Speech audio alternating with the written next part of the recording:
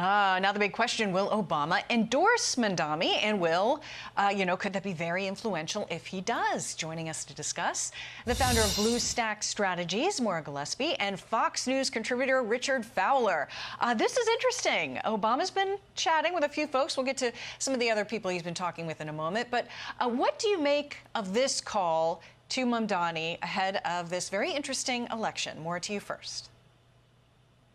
I do think it speaks to the concern that Democrats have as far as where is the leadership and how to navigate this field where, by and large, the American people said that they were not interested in identity politics that the Harris-Biden administration was offering them. And then when Harris took over the ticket, she was more or less gaslighting us into believing that things were okay when they weren't. So they're now trying to navigate what does their electorate look like? How do they start winning again? And I do think it's interesting because they weren't winning in the past, but they go back to Obama where they were feeling victorious and winning some races. So testing out the waters here, how does this impact the midterms? And I think that'll be the first test, with New York City especially. Richard, to you now. He seemed, grateful for the call, but, very measured in the way he was speaking about it all. What do you make of this? Could this be a particularly influential, especially if Obama actually says, he's got my backing? Well, one, thanks for having me, Molly. And two, I think Maura's sort of right. I do think Democrats are trying to reorient themselves. And I think they're reorienting themselves to the kitchen table issues that really sort of catapulted Barack Obama to the finish line, but also seems to be working here for Zoran in New York. It's worth pointing out that in 2024, in that past election, what we saw Donald Trump do in New York City was make major gains for Republicans, right? Republicans voted for Donald Trump in numbers that we have never seen before in New York City. And I think that the ideal, Trump's authenticity, Trump's ability to talk sort of off the cuff, Trump's ability sort of to connect with the forgotten man. The clip we saw there was from the Bronx where Trump spent a lot of time campaigning. And I think Zoran understood that, and he understands that same sort of sentiment of how do I come off as authentic and how do I deal with the kitchen table issues that keep moms and dads and uncles and aunts up at night, things like rent, wages, health care, especially in a moment right now where we see health care costs going up and we see more and more hospitals closing their doors as a result of many of the cuts made in the building just a couple blocks from here by House Republicans. Yeah, I think you're right, Richard, that he really clued into these issues and talked about them a lot over the course of his campaign, but also very controversial in other aspects related to how he responds to anti-Semitism, related to how very progressive and to the far left he is, so much so that Democrats seem a little nervous to really hop in behind him, particularly, for instance, Hakeem Jeffries, who a bit of a dodge this week. Take a listen.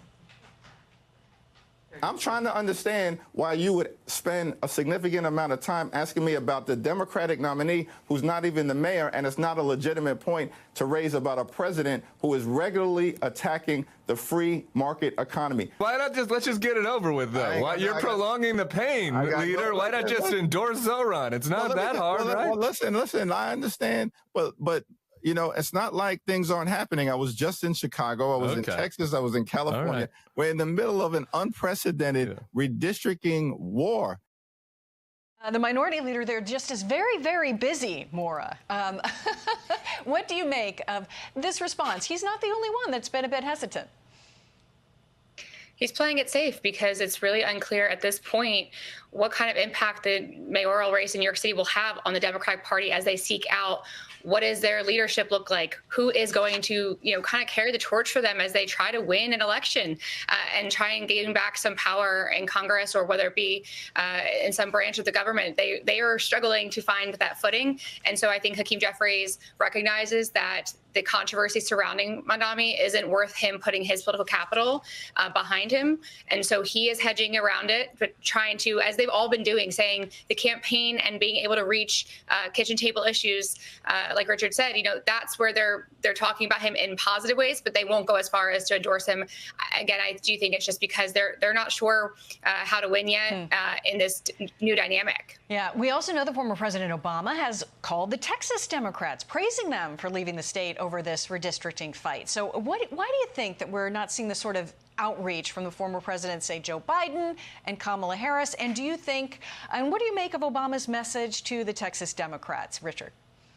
Well, look, I think these stories are actually connected. I think the reason why you see Barack Obama reaching out to Democrats who are taking a stand in this moment is because he thinks the party needs to do more stand-taking, if we could use that word for just a minute, right? But let's go back to New York, because I think these things are connected. Because what you see happening in New York is not necessarily what's happening in the walls of Congress or in the walls of the Democratic Party, but Democratic voters, right? Voters overall are saying, we like Zoran over the other candidates. We like Zoran over the establishment candidate of Andrew Cuomo, which is why he's sort of running away with this mayoral election in this moment. And I also think you see Democrats in Texas seeing their legislators saying, listen, we're leaving the state because what we see happening here is tantamount to a power grab by Republicans. Forcing the legislature to redraw the map in the middle of a district, which is not only not part of the American practice or the American ideas, but it's also against the Constitution, which says we redraw after we count the voters once again at the census at the end of every decade. Republicans are clearly saying we don't want to do that. The president has told us he wants 5 more seats, and we're going to give it to him, even if the voters of Texas are a speed bump for us to get there. And that's very sad. Richard Fowler, Maura Gillespie, thank you very much for chatting with us. It's very interesting to see how President Obama is interacting and potentially what this could mean as we head closer and closer to the midterms. Very grateful to both of you. Good to see you, Molly. Thank you for your thoughts. Take good care. Thank you.